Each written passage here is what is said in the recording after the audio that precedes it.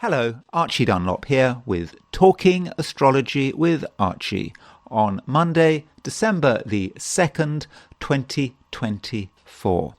Today there is a trine aspect between Venus and Uranus, and in this video I want to consider what this trine might mean, not just for us as individuals but for the world at large. So towards the end of the video, I'll be looking at examples of people who have Venus trine Uranus, and also of events where these two planets were in aspect. But before I look in detail at the trine between Venus and Uranus, I want to look at the astrology and the I Ching for today, which is December the 2nd, 2024. The usual reminder, if you like this video, I would be very grateful if you were to indeed like the video by pressing the like button. And if you're not subscribed and you like the video, of course, I would be really happy if you were to subscribe. It doesn't cost anything, but it does make a difference to the channel. Anyway, let's look at what's going on today. So here's the horoscope for today, set for noon, New York time, and we can see that New York time, the moon is in late Sagittarius, and it's actually quite close to the galactic center. You know, there's this point which is supposedly the center of a galaxy, and it's quite cosmic, and it's about thinking about things beyond ourselves perhaps, but maybe thinking about the universe at large. And so perhaps while the moon is moving across the galactic center, there may be moments where we're able to see the broader picture and see where our place is in the cosmos. But, moon in late Sagittarius, it's a time where, we continue to want things to happen. Moon is in a fire sign. There is a certain sense of excitement there, that continued excitement. But the moon is moving through late Sagittarius. It's kind of coming to the end. I mean, you can see that noon on Monday, the moon is actually making a square to Neptune. And Neptune's becoming quite an important planet at the moment, because actually Neptune's about to go stationary at the end of the week. Neptune does go stationary direct. So moon square Neptune may be a certain sense of being unsure of ourselves. Yeah, we've got plenty of ideas. There are things we'd like to do, things we want. We want it to happen. We want things to happen right now. But is it really going to happen? We mustn't delude ourselves. Also, moon at the end of a sign is kind of a time when we should be sort of wrapping up. Perhaps not a good time to start things. Now, I understand, of course, that we've just had a new moon, and new moons in general are a time to start things. But, when the moon is still in the same sign as the sun, the moon is under pressure, because the sun is making it difficult for the moon to function, on all cylinders. It's kind of overwhelming the moon.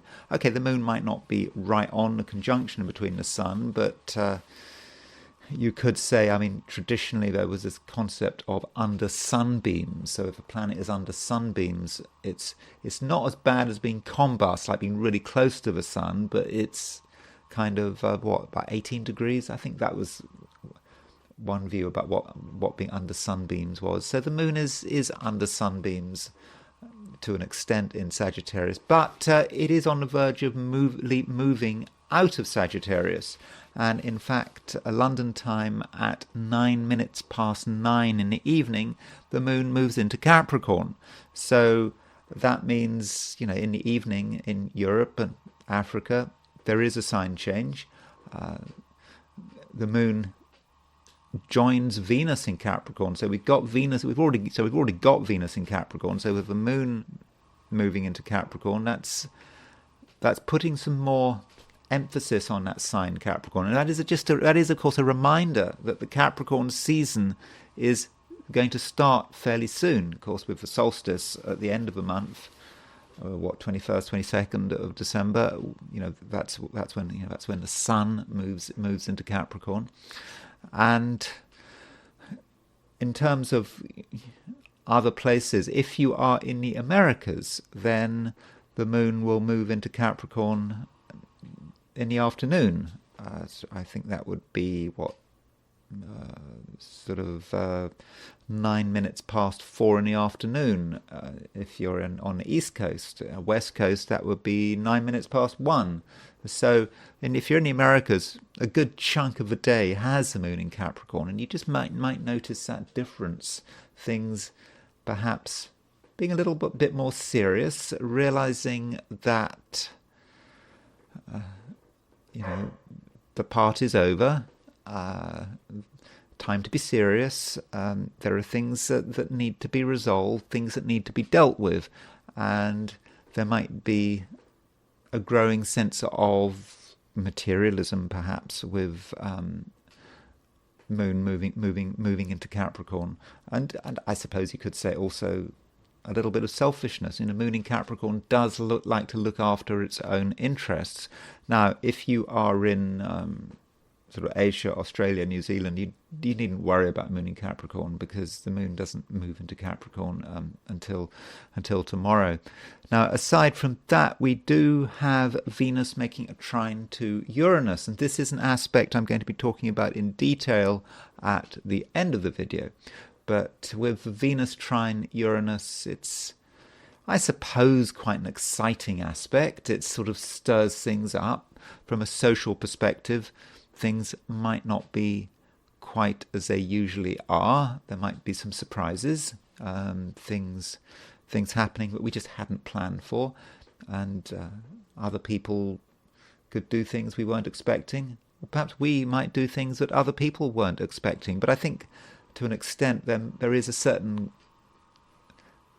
sense of excitement, but we shouldn't go overboard on it. This is Venus trine Uranus in Earth signs. You've got Venus in Capricorn, Uranus in Taurus, and it's not like the trine happening in fire signs. And so with Venus trine Uranus in Earth signs, it may focus more on the material side of things. Venus can be related to surface appearances and what things look like, and so we might want to focus on how we change the way things appear. So there is a possibility there.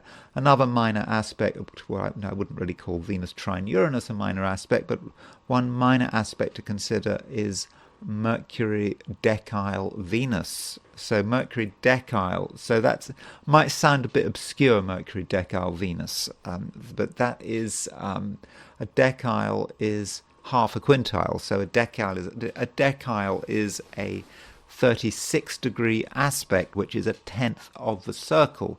And if quintiles are about trying to create something in perhaps quite a contrived way, there is a struggle to create something because a decile is 5 times 2. So you've got the 5-ness of the quintile, plus you've got the times the 2-ness of an opposition, so 5 times 2. And so there is a struggle to create a particular impression.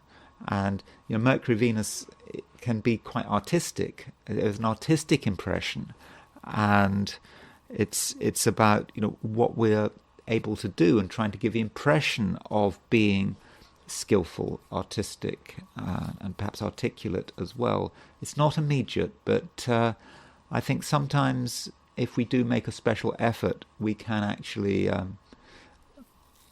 make an impact. Now, that's the position of the planets on December the 2nd set for New York. So we could switch the focus to Sydney, Australia, just to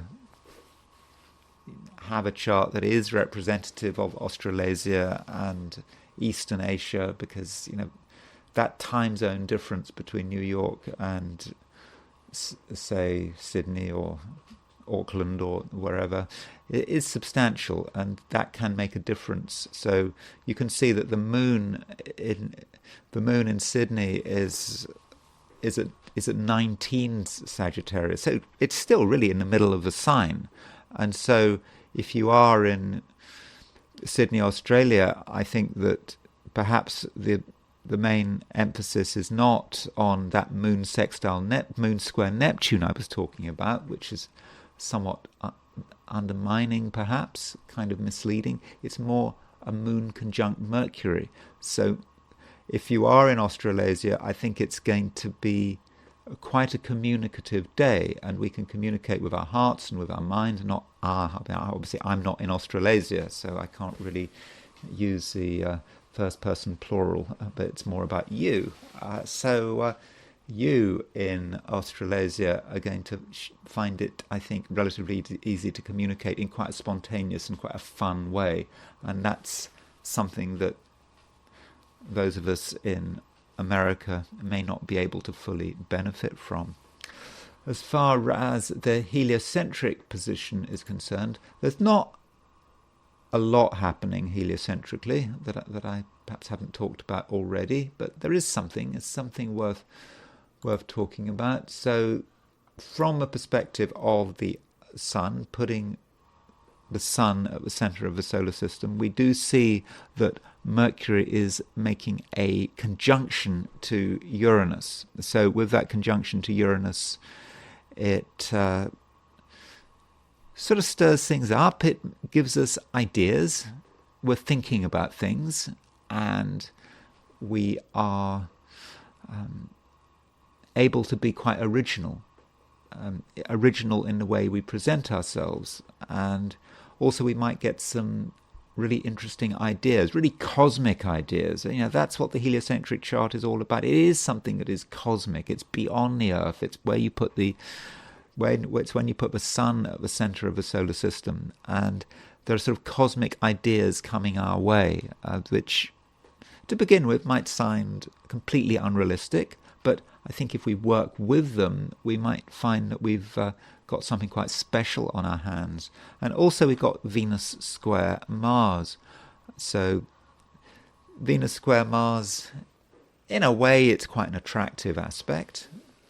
It is quite charismatic, and it, I suppose, can be connected with sexuality, with Venus and Mars respectively representing female and male sexuality.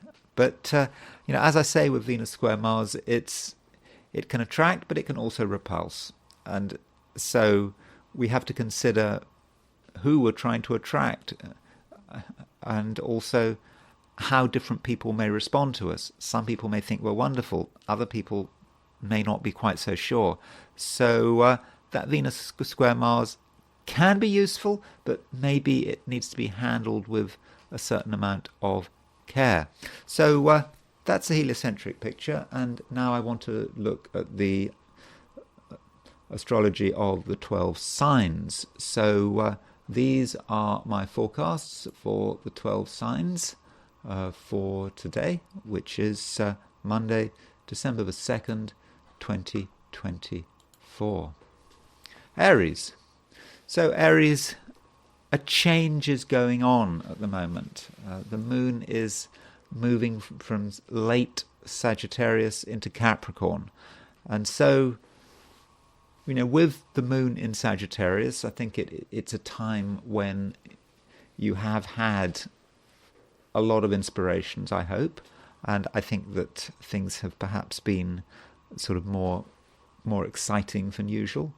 And I think that it might have taken you a bit of time to recover from all those planets in Scorpio. Now, of course, things have moved out of Scorpio long ago, relatively speaking, but there was still an adjustment to be made. But I'm hoping that with the moon in Sagittarius, while the moon was moving in Sagittarius, Aries, that you were starting to become aware of new possibilities.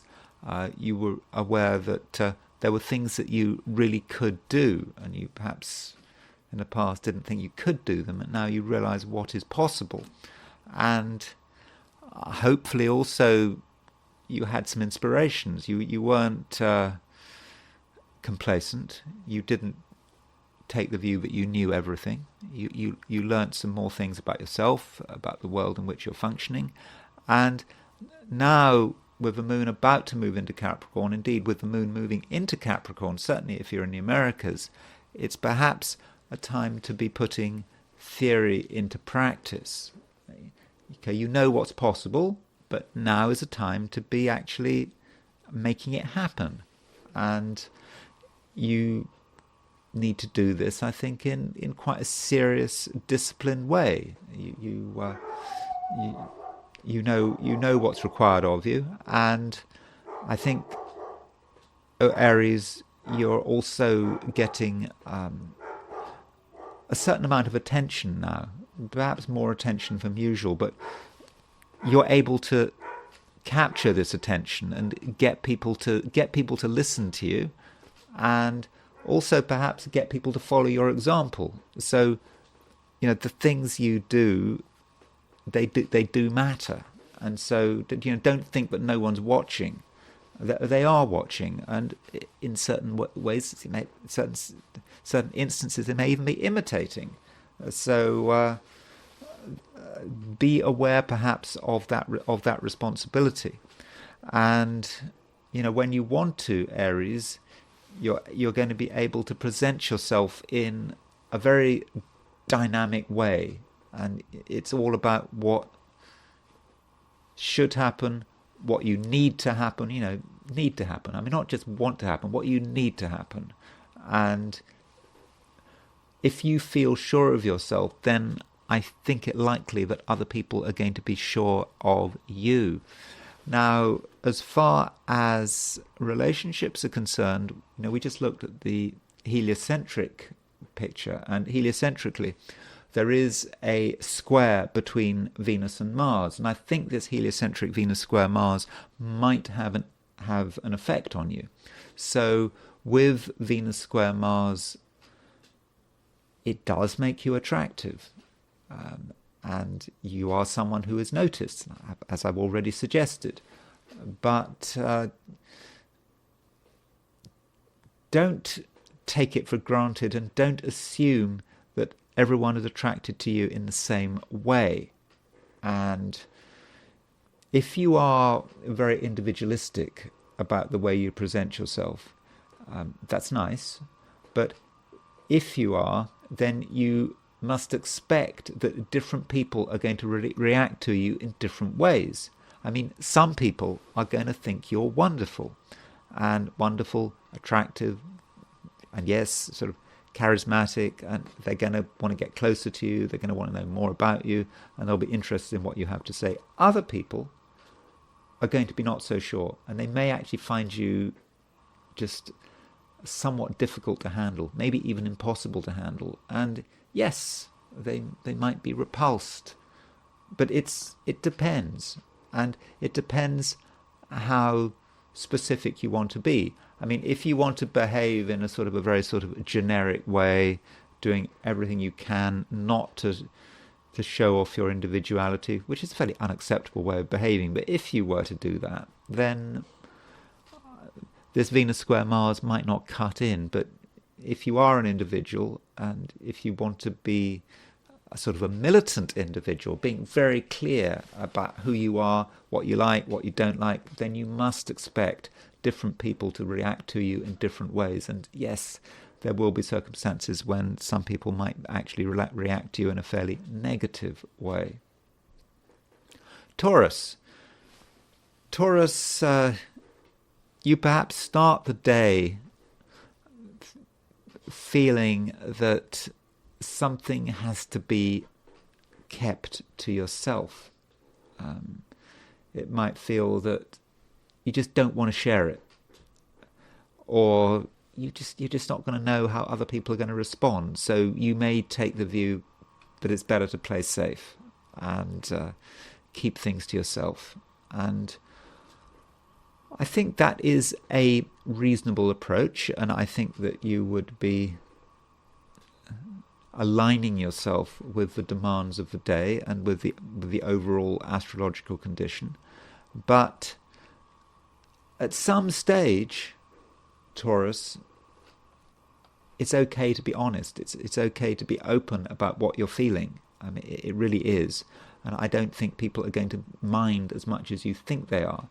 In fact, in the end, I think a sort of bit of honesty really is going to be appreciated. And I think, Taurus, you're going to be helped by the fact that you're going to be fairly, I would have said, fairly sensitive to what's going on. I think that you're going to be on an emotional level. You're going to be able to pick up on things and kind of get an idea about what the best way to behave actually is. And so that's something to be welcome. But maybe, Taurus, you need to start preparing for a change of gear. You perhaps need to start preparing to be a little more open and honest and also curious. Yeah, curiosity does matter. I mean, you may know a lot, you may have experienced a lot, but there are still some things missing. And sort of over the course of the day, I think that you can start to get in tune with them. And you shouldn't be fixed in your views, especially when we consider the fact that Venus, which is of course your ruling planet, is trine Uranus. So Uranus is a planet of surprises, of earthquakes, of revolutions. So with Venus trine Uranus, things might happen that which are quite sort of unexpected, maybe a little bit challenging, but challenging, I think, in a pleasant way. I mean, because Uranus is going through Taurus, which is your sign, and so with Uranus going through Taurus, it is an opportunity to experience the world in a different way, to experience new things. And so with Venus trine Uranus, I think that things might happen which you can certainly take advantage of, but in the first instance, you might be somewhat off-put by them. Something doesn't make sense. You don't want to bother with it. It just seems too confusing. But if surprises do happen, I think that you should try to see the opportunity and consider the way you come over, the way you present yourself. It may be with Venus trine Uranus that the whole way you present yourself needs in some way to be changed. And I suppose heliocentrically we should notice that we should take note of the fact that Venus is square Mars.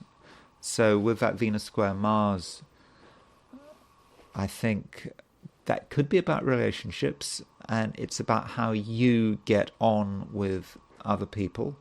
And if you are meeting people over the day, then some people might be very interesting, they might be to your liking, but other people maybe not so much. And it may occur to you that, yeah, there are some people you really like, but there are other people you can't stand. And maybe for the first time not in your life, but for the first time for some time, you do appreciate that you can't be friends with everyone, that some people, they just don't gel with you, and perhaps you need to work with that. What do you do? Yeah, what do you do when you realize that you and another person are incompatible? I'm not necessarily talking about relationships or romance or anything. Incompatibility can be found in all sorts of ways. We can talk to a stranger and just realize we don't get on with this stranger, but that might be how Venus square Mars is working. And finally, Venus is actually making a decile to Mercury. It's an obscure aspect on the surface, but a decile is a tenth of the circle, 36 degrees. And I think with that Venus decile Mercury, it is about you trying to create the right style of communication. And you've got an idea about how you'd like to communicate and how you'd like to present yourself, but it's not you. But at the same time, you want to make it you. And I know everything is supposed to be natural and authentic, but I think it may be a good idea to just work a little bit on presentation, even if it sounds somewhat fake, because I think it might actually be quite helpful. Gemini. The moon has been moving through Sagittarius, your opposite sign, and so with the moon moving through Sagittarius, there have been times when you've realized that other people do have an impact on you. You'd like them perhaps not to have an impact on you, but they do. And you have had to consider the social dimension, and like it or not. And also in terms of power, you maybe haven't always had quite, that's Cancer, that's the wrong one. You haven't always had quite as much power as you would have liked to have had.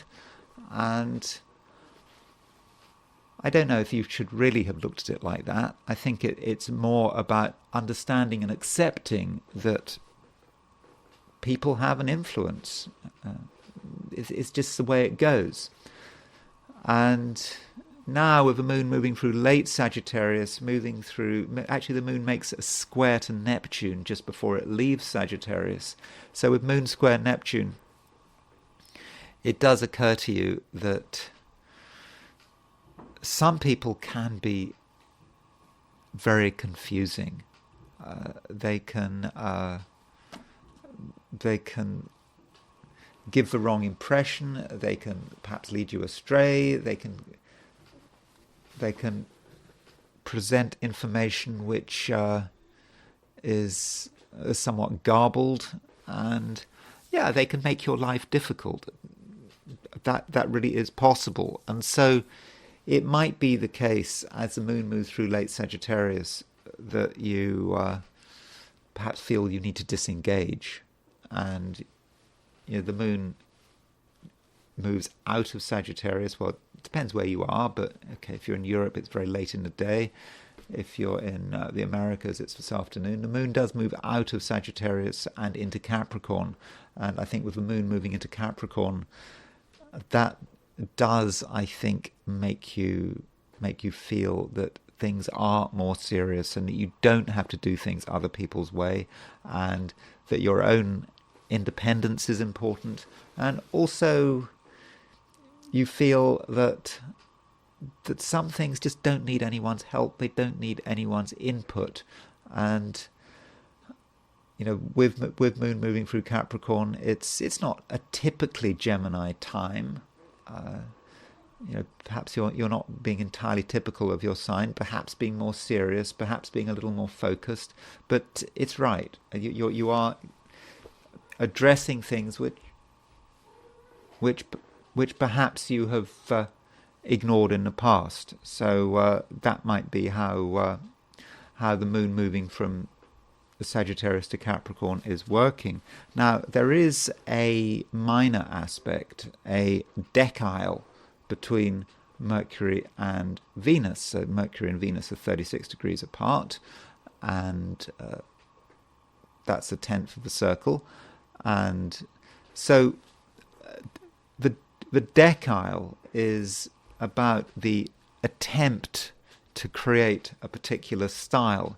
I say attempt. It's not just the easy display of a particular style. It's like trying to create a particular style. And Mercury and Venus, Mercury is perhaps you. Venus is the way you present yourself, and it's also about how you present the sum total of who you are and what you can do. And, you perhaps take the view that something needs to change. So, for example, I've got my sun in Gemini. So how would I respond to Mercury, Mercury decile Venus? So I've got my YouTube channel, and I present myself in a fairly sort of unsophisticated way from a technological point of view. So I'm thinking, my lighting, it's sort of dark and gloomy, isn't it? I know it might seem authentic, but it's probably off-putting to a lot of people. And so, there's me wondering how to change my style of this YouTube video. And, being a Gemini, and, I can see through it. It all seems a bit fake. And why should I have to care about the way things look? Apparently it matters. But so I have to struggle. And that might be an example of how Mercury decile Venus is working, and so maybe that's something for me to address, but you have to interpret it in your own way, and perhaps you are thinking about how you're presenting yourself, and perhaps how you could present yourself better. Cancer. For most of the day, the moon is in Sagittarius, and with the moon in Sagittarius, you're aware of how things should be, and how you like things to be set out, and it may also relate to the way you feel and how good you feel, and just an awareness that the way your environment is set up can actually have an impact on your health, and your well-being.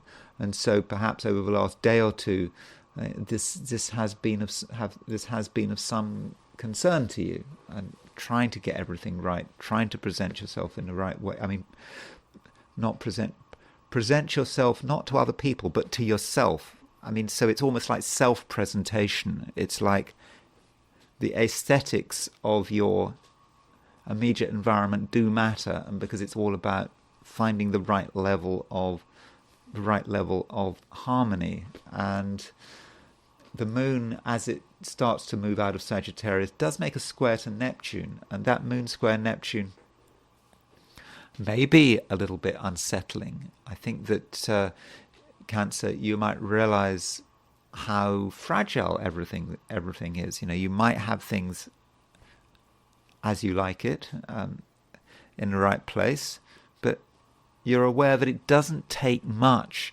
to upset the equilibrium. It may just take one person coming into your space, annoying you, or even just making a phone call. It doesn't take much. And it may also relate to time and realizations. Time, something taking more time than expected, and that just upsets you and knocks you out of balance. Just could also be ideas. Coming across ideas that you're not entirely comfortable with, that are at odds with your preconceived thoughts.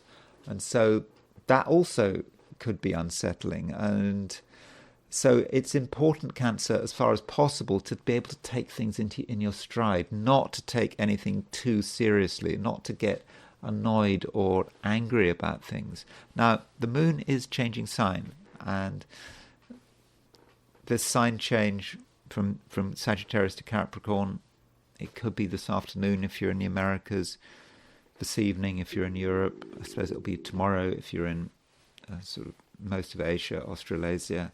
But it will change sign, and the moon does move into Capricorn. And so the moon moving into Capricorn, I suppose, represents a change of emphasis, as perhaps having to realize that other people matter more than expected, and having to make greater allowance for other people's needs. I mean, you don't have to go overboard on that, I mean, you don't have to, in fact, you don't have to make allowance for other people's needs at all. But you could at least be aware of how other people can mess your life up. I mean, that's one way of looking at it. Another way of looking at it is to say how people can be a benefit to you. So looking at the world in terms of its interdependencies, the fact is you're not an island. You are dependent on other people. Other people are dependent on you. And perhaps you'll start to consider these interdependencies as the day progresses. Leo, you are very clear about a lot of things. You feel that you absolutely understand the way things should be, and if anyone does something which contradicts this, I think you may want to let them know, and you'll be very clear about it. And in that sense, you may want to establish yourself as some kind of authority figure, because you feel you have authority, and you might feel that you want to very clearly display this authority. Particularly if you see someone doing something wrong, or doing something that you feel is wrong, and you just can't help it. You know how the rules work, and if anyone goes against those rules, then you're going to want to let them know. Now, so that it means that if you are an authority figure already, maybe if you're a police officer or a judge, or you've got some responsibility to other people. I mean, you are in a position of authority. Then that is going to be particularly strong. I think that you will have real occasion for demonstrating that you're the one that knows best, or you're the one who can keep control over things. But even if you're not, even if normally you don't make any effort to impose your views on others, today might be different. You might feel a certain need to do it. It may even be a sense of responsibility. Sometimes you don't want to tell people the way you feel. You don't want to impose yourself, but you feel, well, what if you didn't? What if someone got themselves into a real mess because you didn't point something out? So, Leo, there might be a certain sense of responsibility there to intervene. Now, as far as the moon is concerned, the moon is moving out of Sagittarius into Capricorn. Now, so it was nice when the moon was moving through Sagittarius. Sagittarius and your sign Leo, they have such an affinity with one another. I'm hoping you were feeling quite comfortable about it all. But as the moon moves towards the end of Sagittarius, perhaps you're just becoming a little more sensitive and a little more questioning. And you can perhaps see that certain things are maybe a little more complicated than you realized. And if you're starting to become aware that things are more complicated than you realize, then you might then think that you need to address the situation and find a way of bringing things down to earth. And as the moon moves into Capricorn, moves out of Sagittarius into Capricorn, which will happen. Okay, it might be this afternoon, it might be this evening. If you're in Australasia, it's going to be tomorrow.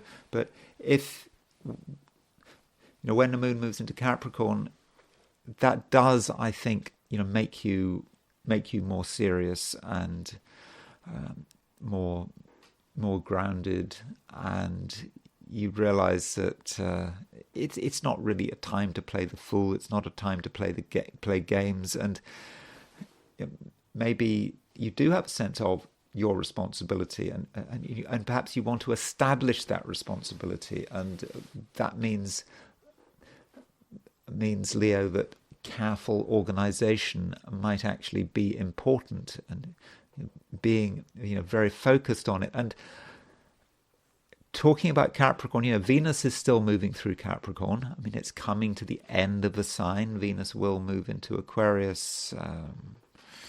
I think at the end of a week, Venus moves into Aquarius. But Venus is making a trine to Uranus. And that Venus trine Uranus perhaps gives you the opportunity to make some quite substantial changes. Things that weren't expected of you.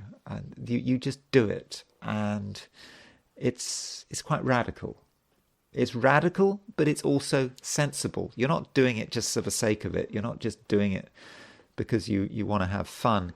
You're doing it because you know, or at least you think you know, how things should be. And that would especially apply if you are working, or if you have a business or something like that, where you're having to deal with the outside world, with the demands of the outside world. So it might not be just about career and business. It might be about how you're projecting yourself, and how you're projecting yourself to a larger group of people. And I've already talked about your need for authority.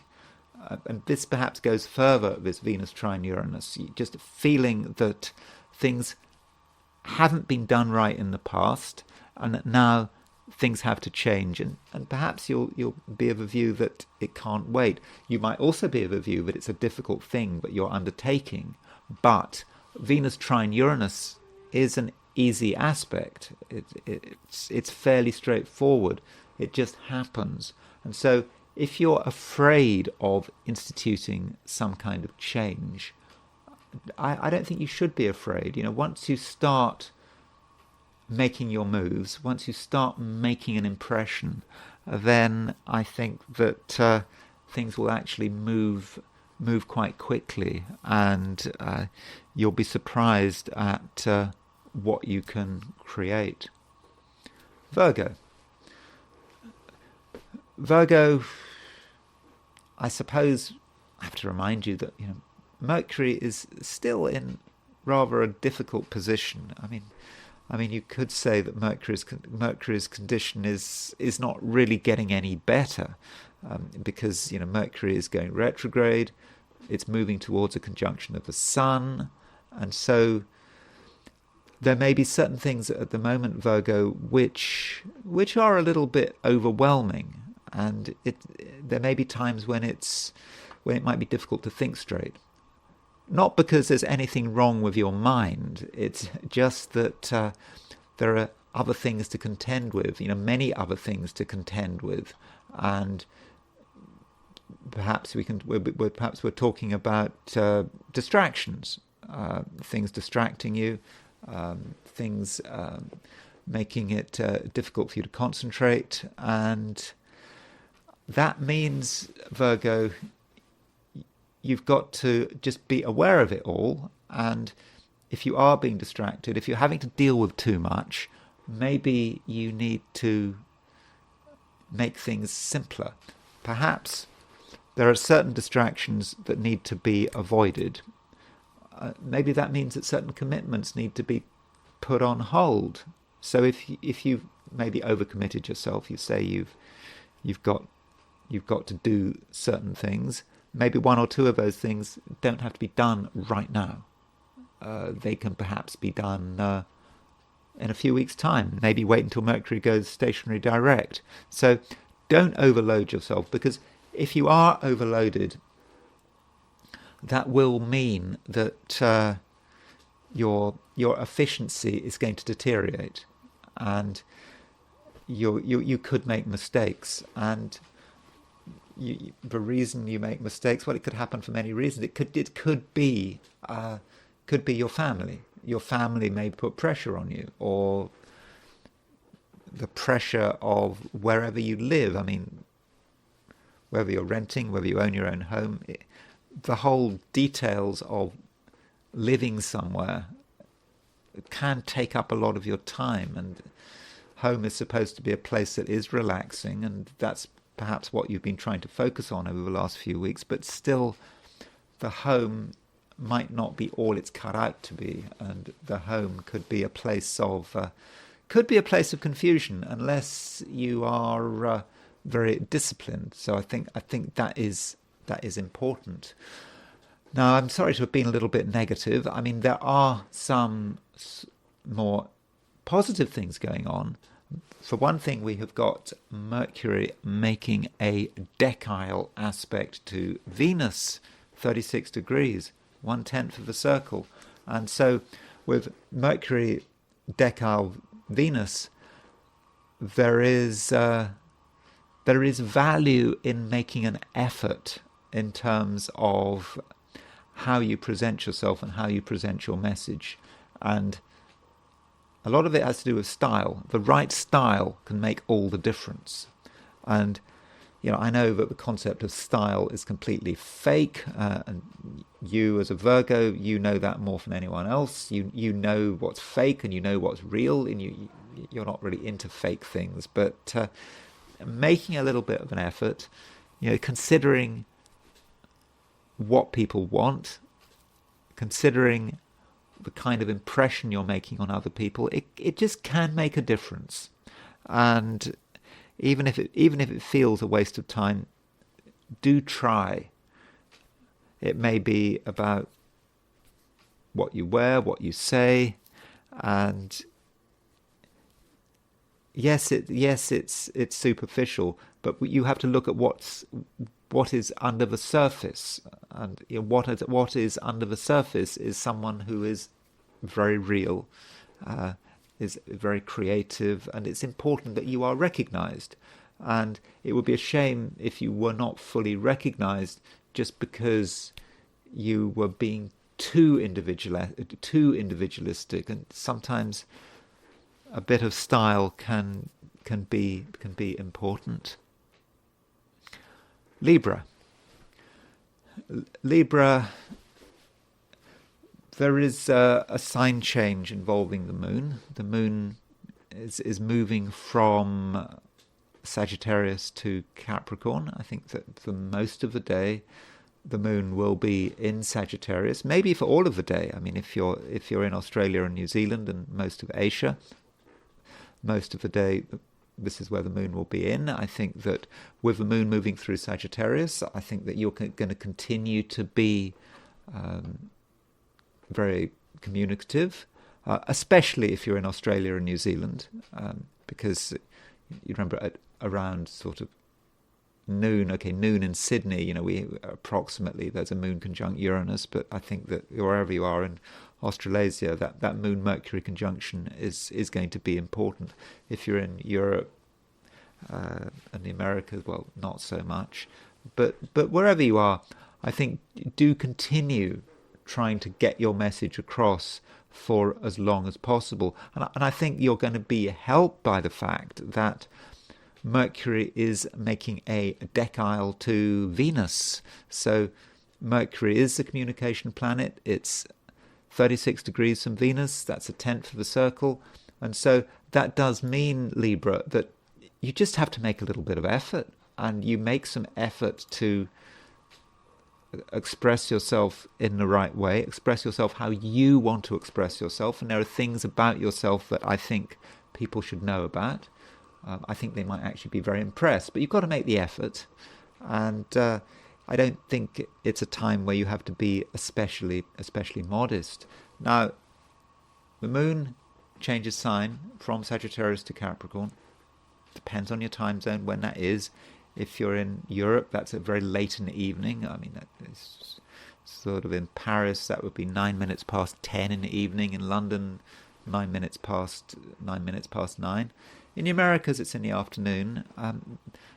In Australia, that's about tomorrow. But moon moving into Capricorn is a change of gear, and I think that it's a time where you may feel that you need a little bit of rest and recuperation. And perhaps also you may be of a view that your home matters, that you need to do things in your home, and perhaps also there are family issues that maybe need to be dealt with, or you perhaps feel that you need to pay more attention to your family than you have been of late. And finishing with relationships, there is a square between Venus and Mars heliocentrically. So heliocentric Venus-Mars square. So Venus is, of course, your ruler, and it's square Mars. So that does put the emphasis on you and other people and how you relate to other people and what kind of contacts you have. And those contacts may sometimes be tense, and even with people you know very well, you may not entirely get on with everyone, and even with partners, spouses, people you share living space with, there is a tension there, which I think you need to be aware of it, because if you're not aware of it, then you just might run into a conflict without even really thinking about it. So perhaps you need to treat other people, particularly on a one-to-one level, with a certain amount of caution, and don't get overwhelmed by your own judgment. I mean, you might, for example, respond to someone in a way that is overly negative. Perhaps there's something about them you just don't like, you can't stand. At least today, that might be your approach. But don't read too much into it. Just because someone today seems to be completely obnoxious and horrible doesn't necessarily mean that is who they are. It just may be about this heliocentric Venus square Mars, and once that Venus square Mars breaks up, you'll perhaps be wondering why you were so offended. So in terms of your opinions of other people and the opinions you form of other people today, don't regard them as being set in stone, because things can change. Scorpio,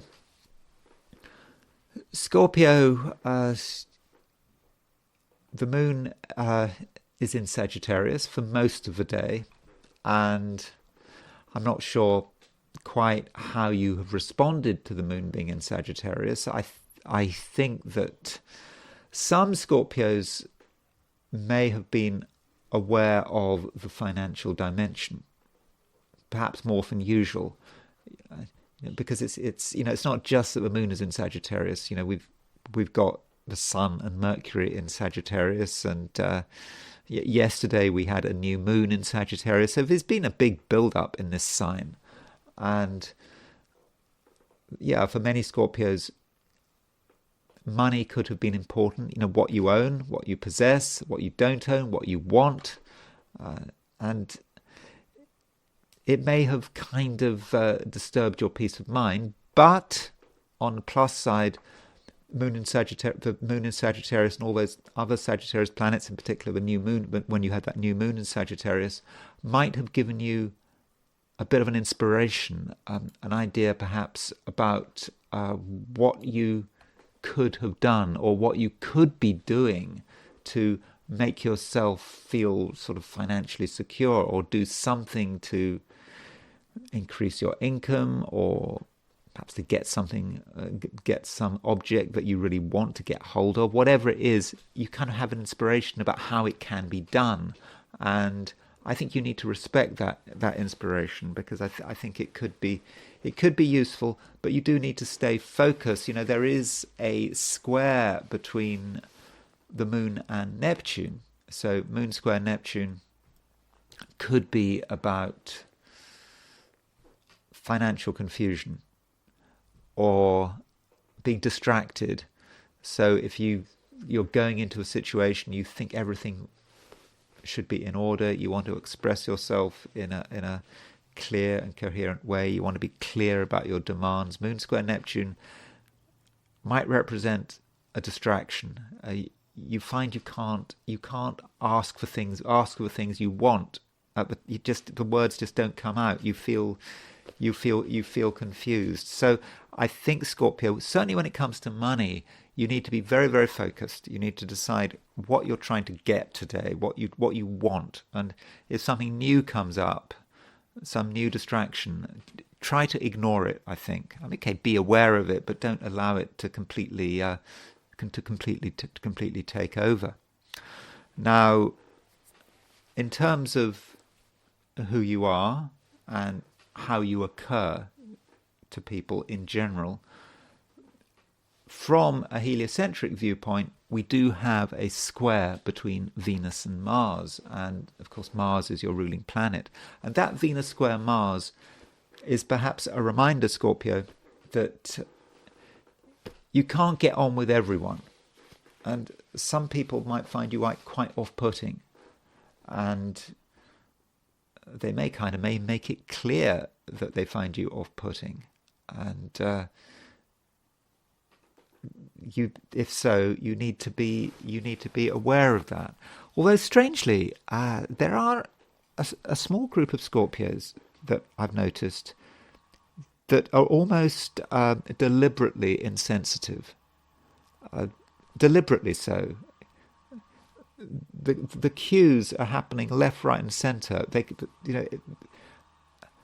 People give them hints and hints and hints and hints, and they just don't get it. There's a small group of Scorpios, really minority group of Scorpios, and I mean, I'm sure you're not one of. Well, I suppose you might be, but in which case, Scorpio, be extra aware of how you are occurring to other people, because sometimes you may just decide to close down the shutters and not realize how aggravating you are. And I think that this heliocentric Venus square Mars might emphasize this, and it may actually make you less sensitive than usual. And I do know that Scorpio is arguably one of the most sensitive, emotionally aware signs in the zodiac, but still there is a possibility of massive unawareness today. So do consider that possibility, and perhaps consider the various relationships you're in, and just try to put yourself in another person's shoes and ask yourself, what is another person really thinking about you? They may not be honest about you, they may be keeping their feelings to themselves, but they do have these feelings, and don't have fixed ideas about other people's behavior. There is a trine aspect between Venus and Uranus today. I mean, you could say that this trine between Venus and Uranus is the most important aspect today. I mean, it is a headline aspect in the sense that I'm going to be spending the last part of this video talking about Venus trine Uranus. And so Venus trine Uranus may be about how another person is behaving, and they may be behaving in a way that you were not expecting. And if someone behaves in a way you were not expecting, you shouldn't react badly. It's about giving people their freedom to behave in a strange way, within reason, of course. So other people are capable of springing surprises, and I think, Scorpio, it's very important that you don't make assumptions, and it's also important, Scorpio, that you carefully work on the way you present yourself. I've already mentioned the fact that some people might respond badly to you, but it may be that by adopting the right approach, by adopting also the right image, that you can make things easier for yourself. And so you can be in control here. You can control, you can certainly control the words you say, what you wear, how you present yourself. these are things you can change. Okay, you're going to have to consciously change them, but I think right now that is something you actually can do. Sagittarius. Sagittarius, it's been nice with the moon moving through your sign, because we had the new moon yesterday, and so the new moon was, I think, for many Sagittarians, was something of a new beginning, and something for you to be excited about. And the Sagittarius season is now very much with us, and there are sort of lots of new possibilities, which I think you're becoming aware of. But it doesn't mean to say that you have to make things happen right this moment. There is perhaps a time when you need to just pause. Yeah, you understand things, you understand what's possible, but that doesn't mean to say that you need to realize it, right now. In fact, now might not be the right time. And with the moon moving out of Sagittarius, which it will do late today or perhaps tomorrow, I think that in a way that is quite a good thing, because the new moon is quite intense, it's quite single pointed, and although it gives you an idea that there are new beginnings, what actually do you do? What actually can you do to make things happen? And it's not until the moon moves out of Sagittarius that you start to realize what the possibilities are. And so with the moon moving into Capricorn, perhaps late in the day, perhaps tomorrow, that gives you a bit of grounding to your inspirations and to your ideas, and you'll start to realize that you are able to change the world, or at least your little part of the world. And so it might not be quite as fun having a moon being in Capricorn as it is when the moon is in Sagittarius, but in a way it's more useful, and it does give you the opportunity to put things actually into action. Now, the moon, just before it moves out of Sagittarius, it does make a square to Neptune. So we've got moon in Sagittarius, square Neptune in Pisces, and so that square could be somewhat problematic in the sense that it might be indicative of areas of confusion. What could baffle you? What could confuse you? It might be your family. Your family may not be very clear. They may be giving signals that you don't really understand, and it might be quite easy to misread certain members of your family. And so I would have said, in terms of your domestic life, don't make assumptions. Don't assume that everything is going to happen in a particular way. Things might not quite go to plan, and if you can be prepared, so much the better. But I don't want to take away from the fact that we just have had the new moon, and it is an important and very positive time for you. And overall, Sagittarius, I think that you are in control, and if you don't want something to happen, I don't think it will happen. If you want something to happen, you can actually make it happen. I think you clearly have a transforming personality at the moment. Your personality is on fire in a way, and it can't be ignored. So Sagittarius, if you really want something to happen today, I think in many cases you can make it happen. Although, don't force things more than you have to. Just perhaps enjoy the fact that you are in control, and do what you can to stay in control, but also just be aware of what resources you need in order to reach reach your target. The target, because targets are an important concept for Sagittarius. I mean, Sagittarius, after all, is the archer. And what is an archer without a target? And so perhaps with this new moon, you've developed new targets, and that's nice. And with the moon starting to move into Capricorn, you're starting to consider, what do you need in order to hit the target? Capricorn. The moon is moving into your sign. When it moves into your sign does depend on time zone. If you're in the Americas, the moon will move into Capricorn this afternoon. If you're in Europe, it will be late this evening. If you're in most of Asia, Australasia, then it will be tomorrow. But it is an important change. With the moon in Sagittarius, you may have felt that it was a time when you needed to gather your resources, perhaps not take risks, and perhaps also prepare yourself.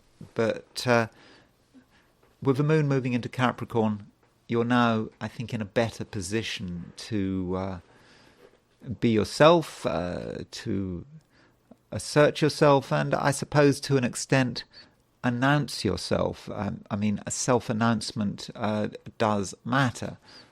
Sometimes people aren't aware of Capricorn. Capricorns very often don't make much of an effort to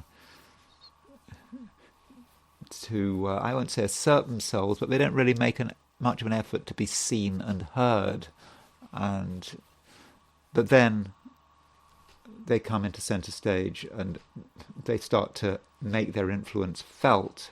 So, of course, that means that Capricorns should not be underestimated. So, perhaps Capricorn, it's a time when you've made your preparations, you understand the times in which you're living, and so you're perhaps ready to step out of the shadows, and that means that your moment has arrived, and there is no doubt that you are at the moment quite a charismatic and attractive person, and it's quite obvious that you've got something to offer, and in your own way you can be quite manipulative, but you're not manipulative, I don't think, in a very overt way. It's just somehow you're sort of able to sort of work behind the scenes to just make things happen, and also you're helped by the fact that Venus is still in Capricorn, so Venus is around 24, 25 Capricorn, so that does give a boost to your overall charisma. And I think you're also helped by the fact that Venus is making a trine to Uranus. So got Venus in Capricorn, trine Uranus, and I think that Venus trine Uranus does put the spotlight on your individuality and the fact that you are an individual. You're not just part of the crowd. You're not actually prepared to give anything away. I mean, you might give the impression that you're fairly easygoing, that you're not going to get involved in a fight or a conflict or whatever, but there are some things that are precious, and you hold on to them. And that Venus trine Uranus is about it's about your individual contribution and how special that contribution is. And it's not just special to the world, of course, it's special to you. And it is a time, I think, that you can do stuff that is really quite individualistic, but also very serious and very focused. And this may actually apply to the way you want to present your ambitions. You have your ambitions. I don't know quite where these ambitions lie. I mean, it might be in terms of career or work, but it might be in something else you're involved in. But you do have these ambitions, and these ambitions I think actually at the moment are actually very, very important to you. And some of your ideas are actually quite radical. Capricorns, I suppose, can be revolutionaries. I mean, Mao Zedong was a Capricorn, wasn't he? But you can have radical ideas today, radical ideas which actually have a real chance of actually happening in the real world. I mean, I suppose it's because with this Venus trine Uranus, it's in Earth signs, and so because the Venus trine Uranus is in Earth signs, that means that it's grounded. There is some possibility of it actually happening, and you can actually make it happen. And so, Capricorn, as the day progresses, as you move into tomorrow, it's just very important that you're aware of your power and your agency. Yeah, it's easy to underestimate yourself, Capricorn, but I don't think that is something you should do, because right now, Capricorn, you can make a big impact, or perhaps you're in the process of being in a position where you can make a big impact. It might be today, it might be tomorrow, but once you get going, once you decide on what you want, I think, Capricorn, that there will be no stopping you. Aquarius, I think recently, over the last day or two, you've felt yourself to be quite comfortable. You've, to an extent, been at the centre of things. I mean, I think you quite like to be being at the centre of things, and I think from a social point of view, I think you've been relatively successful. I mean, I think that this new moon, which was yesterday, does have an impact on your social life, or it can have an impact on your social life, and it can be a time for, I suppose, making new friends. It could have been a time also for deciding that certain people weren't really doing you any good, and so perhaps making a few changes in your various friendships and associations. That some people are coming in and some people are going, and that's something you're perhaps quite excited about. And the new moon might also have had an impact in terms of how you perceive the future. I mean, the future does matter. We all have a perception of the future, and our perceptions of the future can change, and the timescales can change. Sometimes we can be very focused on the short-term future, then suddenly we start finding ourselves focusing on the long term, and it's something that with this new moon you are thinking about what kind of future you would like, and then there is the question of well, what would you need to happen in order for you to find your future? And with the moon moving out of Sagittarius and into Capricorn, it could be today, it could be tomorrow, you're perhaps asking yourself some serious questions here, and you're thinking about the practicality of the new moon. What does it require for you to get to B? I mean, you move from A to B, but what's needed? And that perhaps requires some work. And actually, with the moon moving into Capricorn, so it could be today, it could be tomorrow, although it is a time broadly where I think your social life is going to be important, I think just over the next couple of days, you may feel that you want to take a rain check, that you'd like to focus on other things. Maybe you regard your own company as being important.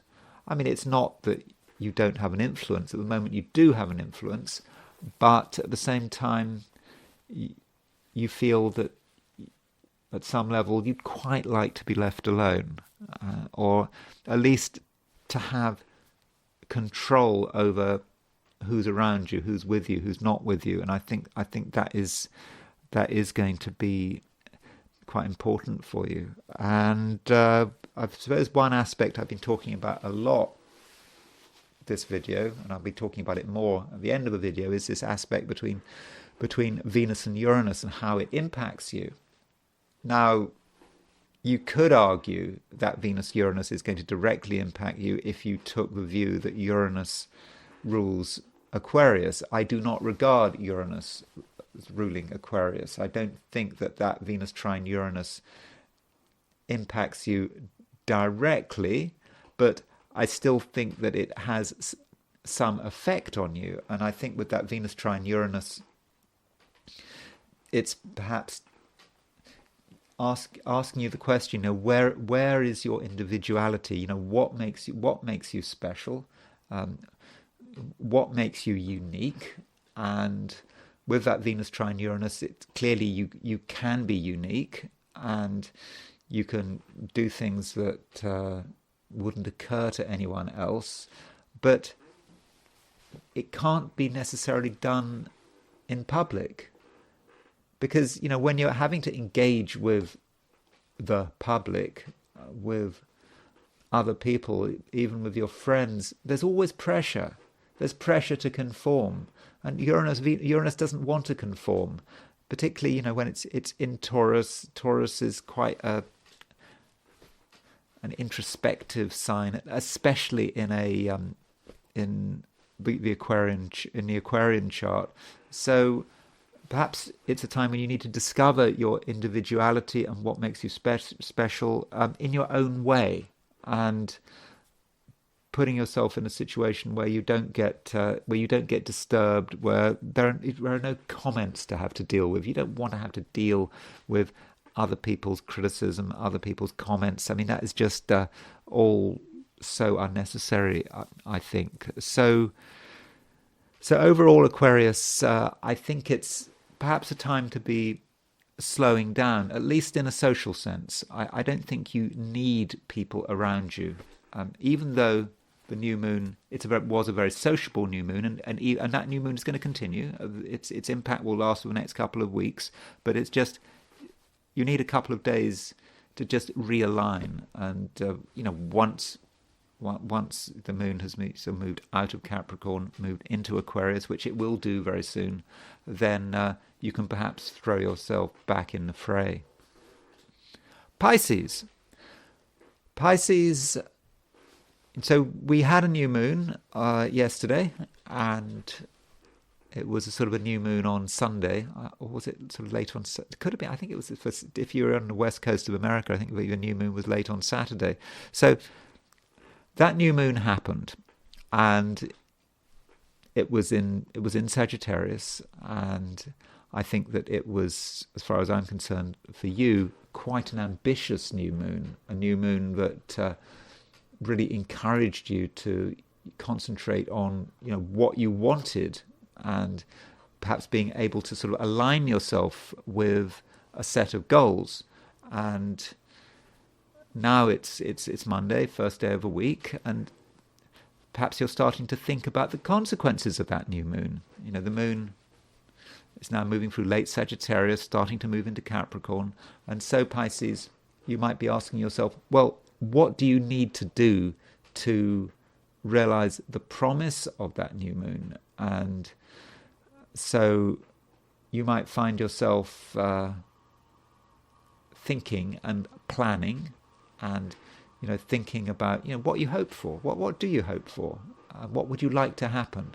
And do ask yourself those questions. And when you ask yourself what you want to happen, what would you really like to happen?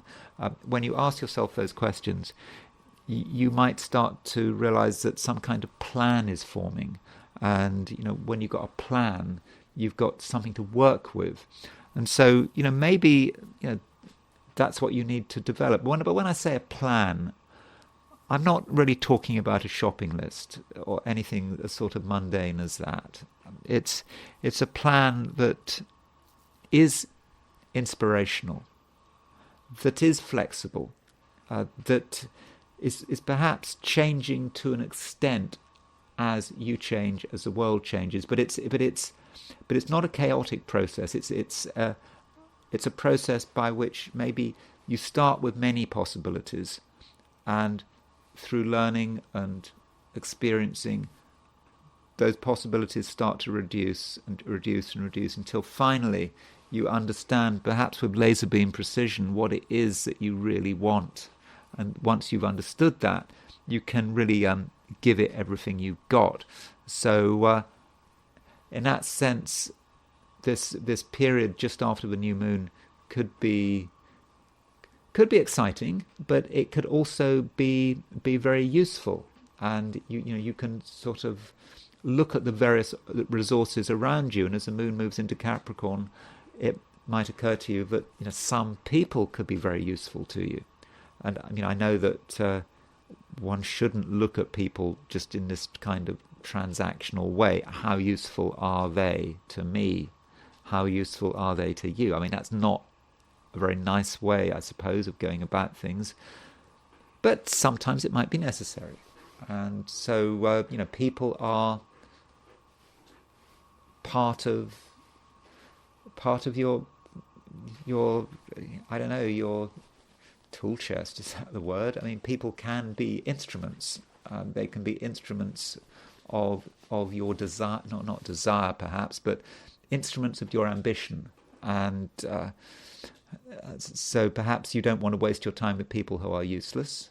They might be useful at a later stage, but maybe not right now. But there are certain people who I do think really can be extremely useful. And don't underestimate your own persuasiveness. I think that you're able to demonstrate a certain amount of power and also sort of commitment, and I think that that will get people's attention. I think that will get the right people's attention, and this can then all feed back into the new moon. And remember, that new moon, what that new moon was all about was having a new set of ambitions and refocusing yourself. And I think that that's what you can do today, and I think it's a process that will continue over the next few days. So that's it. Those are my forecasts for the 12 signs. And now I want to look at today from the perspective of the I Ching. So I asked the question, what is Monday going to be like for those watching the I Ching section of this video? And the first hexagram I got was hexagram number 43, which is breakthrough. And this hexagram doesn't move. There are no moving lines.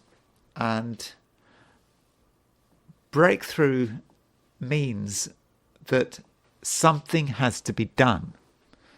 Something has to be announced. And it just may be that you notice that something is wrong. And this problem might relate to another person, a person who, or a group of people who may be up to no good. The I Ching talks a lot about criminals, that need to be exposed, they need to be dealt with, they need to be denounced. And so I'm not saying that you're surrounded by criminals, but you do need to consider the motives of everyone around you. And even if we're not talking about criminality, we're probably not talking about criminality, but if we're talking about people, for example, who are misusing their power, who are not behaving correctly, who are perhaps just immoral, have been really up to no good, however you want to see it, and it has to be announced. And at least that's one view of this hexagram. And okay, there are no moving lines. That may indicate that you see the problem. You see that people are up to no good. You know who the people are, but you don't really want to see it through because there are no moving lines. Maybe there isn't the pressure to see it through. But there seems to be this suggestion that maybe one needs to be brave. And, the I Ching, talks about sort of corrupt officials. So you imagine you were in a Chinese court and you could see that there were corrupt officials who were doing the empire no good. The I Ching would almost be saying, well, your obligation would be to denounce those corrupt officials. Of course, you can imagine that in a Chinese court doing that kind of thing would be incredibly dangerous, wouldn't it? Terrible things could happen to you if it goes wrong. But we're perhaps not dealing with that kind of high pressure. And maybe there is a way to bring to attention to other people that there are certain individuals who really are up to no good. And so that is certainly one way of looking at this hexagram. An alternative view is that it's a situation that there is nothing you can do about. You can't do about it. You can't do anything about it. The criminal elements, the disintegrating elements are perhaps in their ascendancy, and maybe you just need to run. And that is an alternative interpretation. Just leave. It's saying that you have a window of opportunity to quit the situation, and that window is not going to last forever. You can already see that other people are suffering because of this criminal element, because of the ascendancy of these inferior elements, and so it hasn't reached you yet. So get out, leave, quit while you're ahead. You might not even be ahead. You might just be realizing that the situation is just disintegrating, and so that is an alternative. So maybe the question is, you have to ask yourself, what can you do? What can you do to address these disintegrating elements? Should you be denouncing people, taking people to task? Is that a risk you want to take?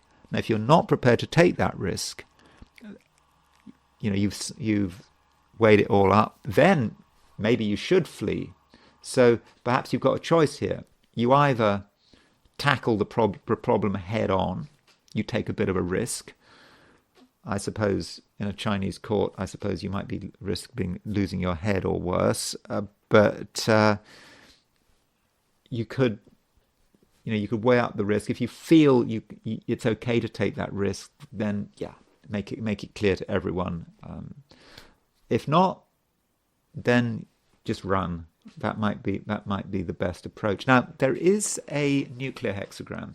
So if you look at this hexagram, you see that we've got 4 unbroken lines in the middle. So the hexagram in the middle of this hexagram is therefore going to be number 1, the creative.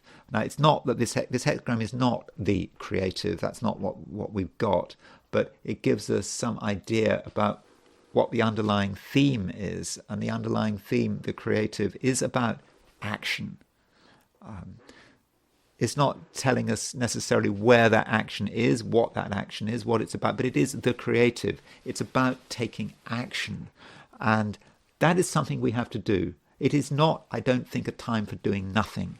So going back to the original hexagram, 43 creative, we've got a choice, but we do have to take action.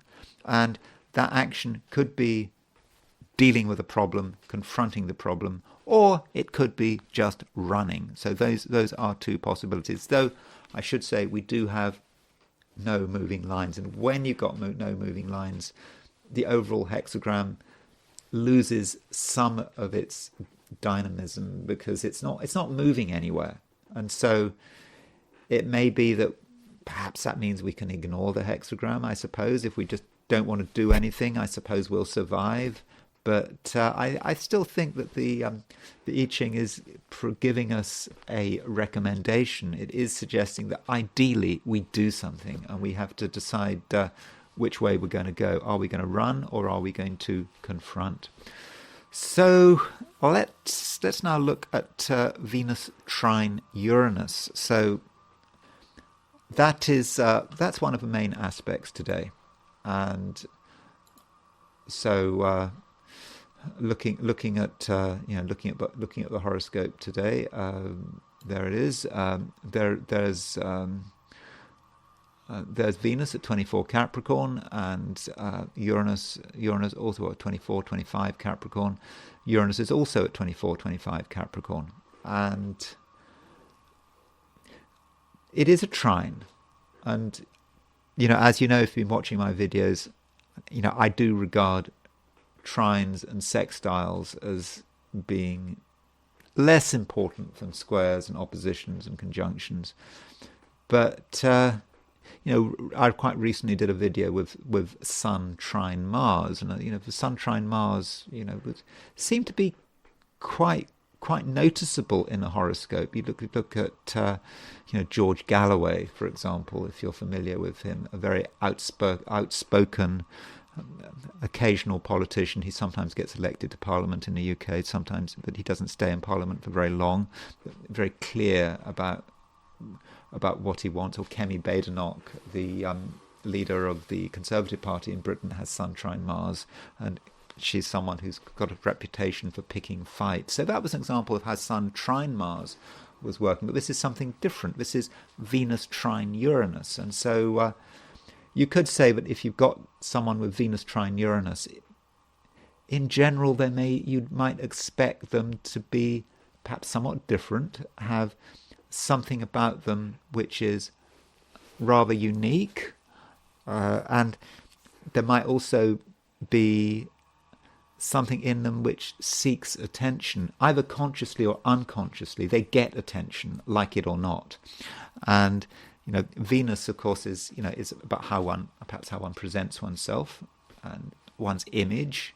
It could be about what one wears, what one says, and trine Uranus would be doing something that is different, because Uranus is different. It is a planet which is about being unique, and so one doesn't want to just follow the crowd with Venus trine Uranus, and so that might be a way that it works. Now, Venus is also the planet of relationships, and Venus trine Uranus may say something about the kind of relationships someone gets involved with. That's possible, or the kind of relationships one is attracted to, and so it sounds a good aspect, but it may be that one Venus trine Uranus, I suppose someone with Venus trine Uranus might very easily slip into rather unusual relationships, for better or for worse. Now, of course, with Venus is a female planet, so it may be the case that Venus trine Uranus is more likely to be owned by a woman with Venus trine Uranus. You could see it like this, whereas a man with Venus trine Uranus could sort of project it onto the women in his life. I mean, that is possible. So I thought we would look at a few people who have Venus trine Uranus, and to see whether it makes any sense. I also want to look at some events taking place at the time when Venus trines Uranus. So former US Vice President Dick Cheney has Venus trine Uranus, and in fact it's almost got a grand trine in Earth signs. So Venus trines Uranus. In fact, Dick Cheney's Venus trine Uranus there's an echo here. I don't know what Dick Cheney's going through at the moment. Just to show you what I mean. So if we look at Dick Cheney's chart and we look at the chart for today, so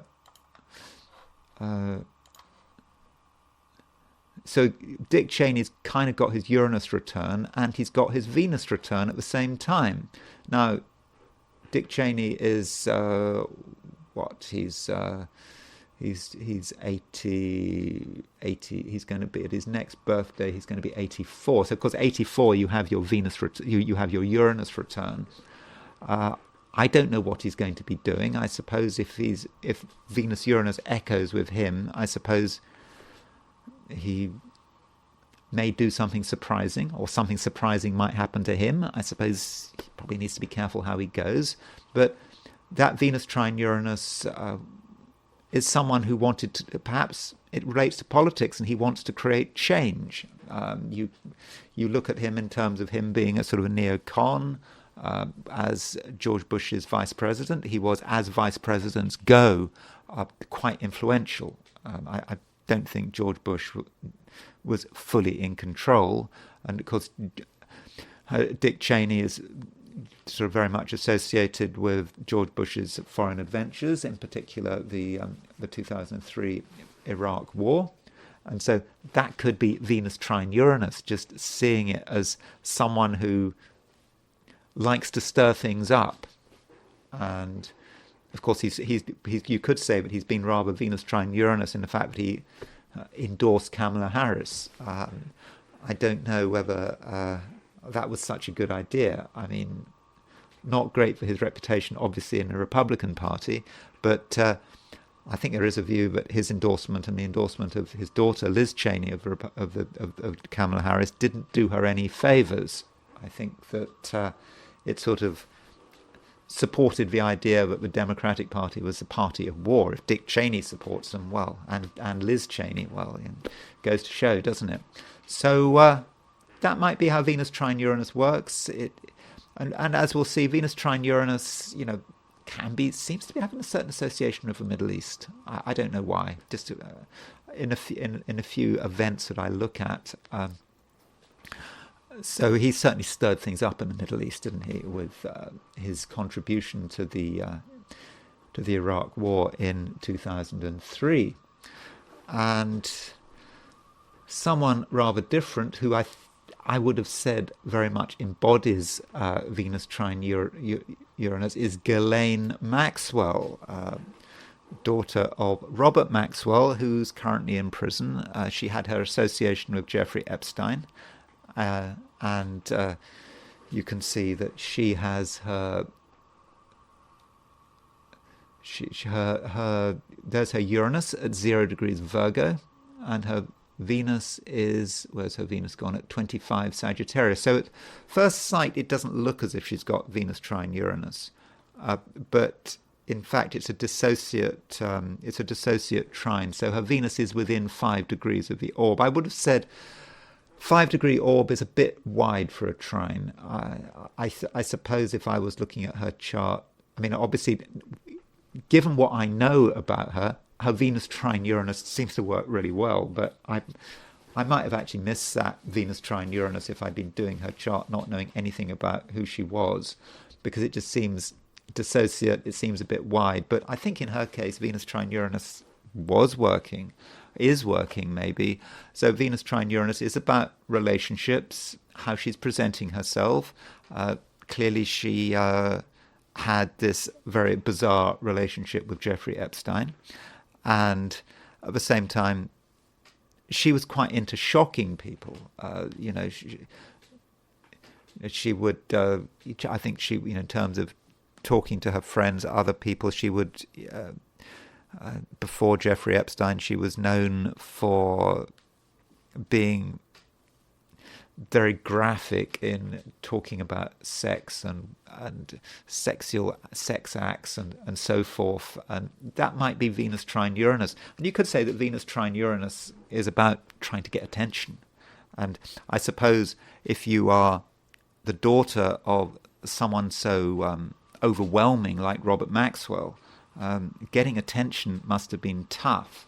Getting noticed would have been tough if you were the daughter of Robert Maxwell. Even if you were his favourite daughter, it would have been, or his favourite child. I don't know if she has any sisters. Does she? I think so, but I don't know. If you're Robert Maxwell's, Robert Maxwell named his yacht after her. I think, was it the Lady Ghislaine? Was that one? Well, that was the one he jumped off, wasn't it? And off Cyprus. But But that Venus trine Uranus might want attention. So what kind of people is she going to be attracted to?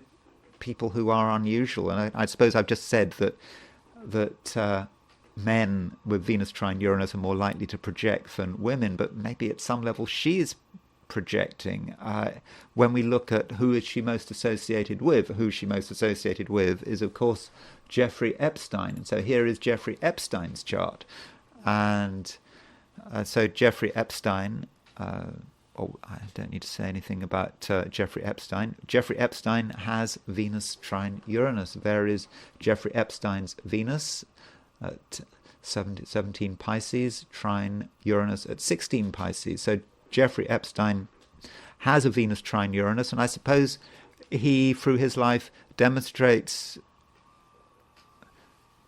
the most sort of seedy and unpleasant side of this aspect. Venus trine Uranus is about relationships. Clearly, his relationships were unusual, and his attitude to women was unusual. Women, girls, and of course, it's not just his Venus trine Uranus, because he had a Venus-Mars conjunction. So that Venus-Mars conjunction in Pisces, you could say that it is about sex, and it's about unusual sex, weird sex, immoral sex. That could be how Venus-Mars in Pisces is working, and it is trine Uranus. So I would have said that Venus trine Uranus does say a lot about him. Of course, it's maybe also about his connections. So he was very good at collecting people, making connections with the rich and famous. And so I don't have a time of birth for him, but with that Venus trine Uranus, maybe he came over as being and Venus and Mars trine Uranus, he came over as being an interesting person. And Venus is also about money, and Venus trine Uranus, he had this reputation as being some kind of financial genius, or I'm not quite sure if I don't think he actually was that good. I mean, I think he maybe had a time where he was successful, but I don't think as a financial manager, in the end he was, or a hedge fund, is it a hedge fund manager or whatever he was doing, I don't think he was actually that effective. But I think we'd agree that that Venus trine Uranus is certainly seems to be working well. And a couple of other people who I just want to mention have Venus trine Uranus. I don't know, Jeremy Brett. Jeremy Brett had Venus trine. So Jeremy Brett was he played Sherlock Holmes in the television series. He was generally regarded as being the best Sherlock Holmes, even better than Basil Rathbone. And so Jeremy Brett had Venus trine Uranus.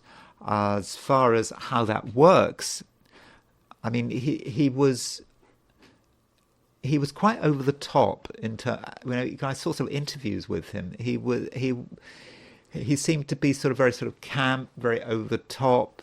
There was something a little bit manic about him in terms of the way he presented himself, and that might be how Venus trine Uranus works. But I suppose if you want to be a successful actor, having Venus trine Uranus, there's a certain flamboyancy to Venus trine Uranus. But of course, he also suffered from very serious depression, so that it works kind of both ways with him. So there's his Venus trine Uranus, trine the South Node, and so maybe that Venus trine Uranus worked for him. I think it probably did, at least in terms of the impression I got looking at some of the interviews with him. And the final person I want to look at is Matt Gaetz. So Matt Gaetz was going to be Donald Trump's pick to be attorney general, and that had to be withdrawn. And there are all these stories about Matt Gaetz and his behavior, his sexual behavior, these accusations of, I don't know, regarding a sort of 70 underage girl. I mean, I don't really want to get into the details, but his actions have just have really sort of dragged him down and sort of prevented him being Attorney General. But it kind of hints at how Venus trine Uranus can work. Venus trine Uranus can, in certain people, encourage them towards unwise sexual behavior. And so, of course, we see this with Ghislaine Maxwell. So Matt Gaetz couldn't help it with his Venus trine Uranus. So Venus trine Uranus can be a difficult aspect if you have it in your chart. Now, as far as events happening when Venus trine Uranus, when Venus is trine Uranus, well, Barbie had Venus trine Uranus. This was when Barbie the doll was sort of presented, I think, at some toy fair in New York on March the 9th, 1959. And Venus was, you can see Venus was at 16 Aries, and Uranus was at 12 Leo. Okay, it's not exact, but Venus trine Uranus just might be a sort of a good time to bring out something new, and it's Venus, so I suppose you could associate Venus with a doll. I suppose trying to be an imitation of a young woman. Venus trine Uranus. It's a dramatic entree into the toy market, and so Venus is. Doesn't matter. It may have been conjunct with South Node. It didn't seem to do it any damage. And Venus trine Uranus, Mars was exactly sextile Uranus. So I suppose that seems to me that Venus trine Uranus is not as a rather innocuous way, perhaps fortunate way in which Venus trine Uranus can work. And I suppose in terms of presenting a product, it can help. Now I wonder if that's going to help Jaguar, because I think today Jaguar is presenting. You remember Jaguar? When I talked about Jaguar recently, that they've just rebranded Jaguar with its very woke advertisement,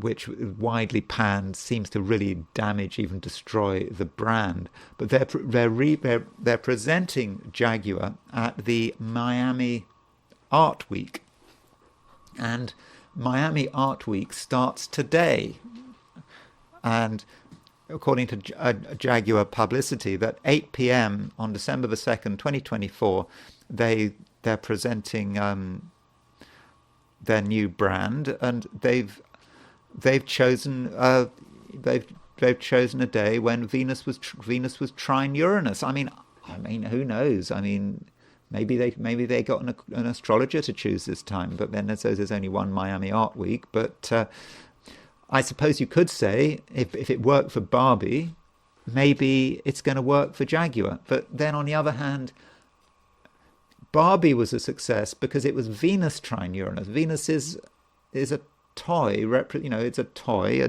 doll, supposing to represent a young woman. Something sort of perhaps aspirational for girls. Of course, there are sort of ethical issues there about this is not necessarily a constructive thing to do in terms of supporting gender stereotypes, but it worked. But Jaguar are not presenting a doll; they're presenting a car. I mean, if you want to have a car, if you want to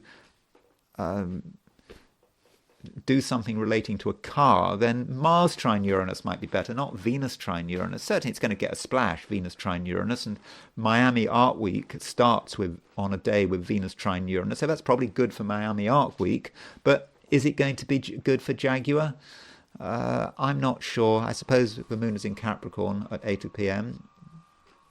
They're thinking about success. That's what they want, but What's the moon doing? I suppose in the end, moon will make a sextile to Saturn, and I suppose it's just after the new moon. But kind of they've already had their big advertisement. People have probably have had enough of Jaguar. But anyway, I don't think that Venus trine Uranus is going to be as useful for Jaguar as it was for Barbie, and Turning to perhaps more serious things, Venus trine Uranus can be quite revolutionary. And there is evidence of this. So the Easter Rising, which gave birth to Ireland when sort of in the middle of the First World War, there was a rising in Dublin, and which was put down very brutally by the British. And I mean, it was successful because it was put down brutally. If the British had been more reasonable, it probably wouldn't have worked if they hadn't have decided to execute so many people. Or if they then, you know, because I don't think that the Easter Rising initially got much popular support, but it was the British reaction to it that made it successful. So here's the chart of the Easter Rising, April 24th, 1916, and there is Venus at 1931 Gemini, and Uranus is at 1920 Aquarius. If I've got that timing right, 11:55 a.m., which I think was the proclamation of independence, then you have of a new Ireland. Of course, Ireland did not become independent for quite a few years after that. But Venus was exactly trine Uranus, and I suppose that gives us an idea that Venus is not just about love and relationships and sexuality. It can be about revolution. I suppose you could see Venus perhaps as being the planet of victory, success, perhaps even a sudden action. And that can be how Venus trine Uranus could work, something happening out of the blue. Venus trine Uranus, and of course you've got Mars involved here as well. Now, continuing on the theme of revolution and uprising, there was the start of the Arab Spring on January the 4th, 2011. So the Arab Spring took place. There's Venus 2655. Scorpio, very close to a trine with Uranus. The Arab Spring started when there was a street vendor kept getting.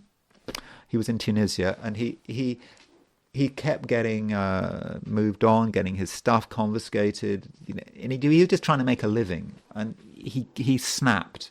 And so what he did was he set himself on fire, I think, outside a government building, and he died. But it was that action which led to the Arab Spring, which led to the fall of the government in Tunisia, which led to change of government in Egypt, Libya, Syria. We still have issues. Syria is now, we've still got problems in Syria. And of course, the jihadis have just gone and attacked Aleppo, have seized Aleppo. So, of course, that's happening with Venus trine Uranus. So Venus trine Uranus may have a link with the Middle East. And it's not just because of the Arab Spring launching some kind of, revolution. Or it's also the attack, the Benghazi attack. So this is when the American consulate in Benghazi was attacked, and I think was it the consul, or was it the ambassador? I think the ambassador was in the consulate. But anyway, American diplomats were killed. Hillary Clinton was Secretary of State at the time, and I think she got a lot of blame for it, for not acting in a sort of a timely way. And so at the time of the Benghazi attack, we have Venus is at 5 Leo, and Uranus is at 7 Aries. So this was a dramatic event, and we get this idea of the sudden attack that somehow America didn't foresee. And of course, with the attack in Syria, which is happening in the run-up, with the jihadis supported by Turkey. Who else were they supported by? I don't know. On the surface, it certainly seems to run in America's interest because, of course, Syria is an ally of Russia and Iran and so forth. So we don't know quite who's behind the jihadi attack. Well, we know for sure the Turks are. But there is Venus trine Uranus on the Benghazi attack. And continuing on a Middle East theme, there was the death of Mahsa Amini. So Mahsa Amini, here's Mahsa Amini's chart. So Mahsa Amini was an Iranian girl who she she went. I think she was on it. She went to a demonstration, or she was not wearing a headscarf. I don't sort of remember the details, but she was arrested and treated badly, and I think she died of a head injury. And as a result of her death, it really fueled things in Iran, and there were sort of demonstrations and so forth, which took a long time for the Iranian regime to deal with. And here is a horoscope of her death on September the 16th, 2022. And there's Venus at 13 Virgo, and Uranus at 18 Taurus. Now, I know it's not an exact trine, but I suppose with Venus trine Uranus, Venus, we got the symbolism here of a young woman. Trine Uranus, something happening. And in this case, unfortunately, she was killed by the Iranian authorities. And Venus, of course, is also square Mars. So you get the image of a woman, square Mars, dying, and trine Uranus. And that perhaps is the rebellion that unfolded because of it. And final example of Venus trine Uranus, to illustrate the dangerousness of Venus trine Uranus, is the Kent State shooting. So the Kent State shooting took place in 1970. So a lot of students were demonstrating against the Vietnam War, and I believe the Ohio National Guard opened fire on them.